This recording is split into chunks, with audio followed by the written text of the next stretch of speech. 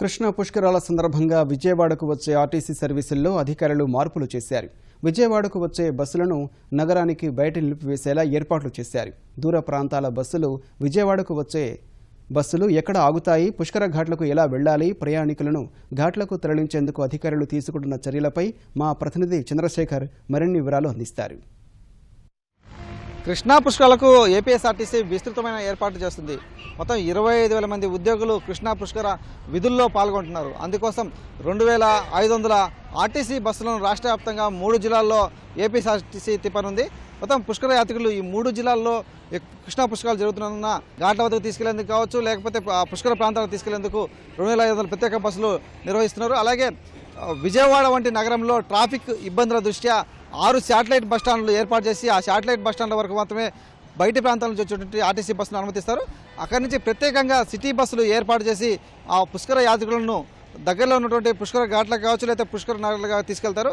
అలాగే రైల్వే స్టేషన్ల నుంచి, అలాగే పుష్కర నగర్ నుంచి కూడా ప్రత్యేక బస్సులు, సిటీ బస్సులు, ఉచిత బస్సులు నడుపుతున్నారు. ఈ ఉచిత బస్సులు మొత్తం 750 సర్వీసులు నడిపేలా ఆర్టీసీ అధికారులు చర్యలు తీసుకున్నారు. ఈ బస్సులో ఎలాంటి ఛార్జీలు వసూలు చేయవు. పుష్కర యాత్రికులు ఈ అవకాశాన్ని వినియోగించుకోవాలని చెప్పేసి కూడా ఆర్టీసీ అధికారులు చెప్తున్నారు. మొత్తం అన్ని ప్రాంతాల నుంచి 6 శాటిలైట్ బస్టాండ్లు కావచ్చు, లేకపోతే పుష్కర నగర్లు కావచ్చు, విజయవాడ ప్రధాన రైల్వే స్టేషన్, అలాగే 4 శాటిలైట్ రైల్వే స్టేషన్లు, ఇలా మొత్తం వివిధ ప్రాంతాల నుంచి ఆర్టీసీ సిటీ బస్సులు అన్ని ఘాట్ల వద్దకు, పుష్కర నగర్లకు, బస్టాండ్లకు తిరుగుతాయి. కాబట్టి ఈ సదవకాశాన్ని వినియోగించుకోవాలి. 2 విభాగాలుగా ఆర్టీసీ సర్వీసులను విభజించారు. మొత్తం ఇప్పుడు పండిట్ నెహ్రూ బస్టాండ్లో ఉన్నాము.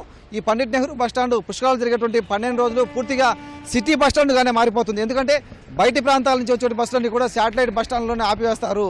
కాబట్టి కేవలం సిటీ బస్సులు మాత్రమే విజయవాడ నగరంలో కావచ్చు, ఘాట్ల వద్ద కావచ్చు తిరుగుతాయి. కాబట్టి ఇక్కడ మొత్తం సిటీ బస్సుల బస్టాండ్గా మొత్తం ఈ విజయవాడ పండిట్ నెహ్రూ బస్టాండ్ మారిపోతుంది.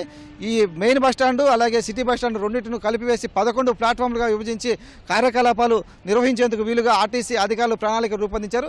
దీనికోసం 750 సిటీ బస్సులను ఏర్పాటు చేసి బయటి ప్రాంతాల నుంచి కూడా కొన్ని బస్సులను తీసుకొచ్చారు. విజయవాడ నగరంలో ఉండే బస్సులకు అదనంగా వైజాగ్ అలాగే కొన్ని నగరాల నుంచి కూడా బస్సులను తీసుకొచ్చి వాటిని సిటీ బస్సులుగా తిప్పుతున్నారు. వాటి కోసం ప్రత్యేక నెంబర్లు కూడా కేటాయించి ప్రయాణికులు ఎలాంటి గందరగోళానికి తావు లేకుండా ఉండే విధంగా, సులువుగా అర్థమయ్యే విధంగా కూడా ఆ నెంబర్ల కేటాయింపు కూడా జరిగింది. బస్సులు సజావుగా నడిపేందుకు అవసరమైనటువంటి మార్గసూచికి సంబంధించిన అవగాహన కూడా ఆర్టీసీ డ్రైవర్లందరూ కూడా కల్పించారు.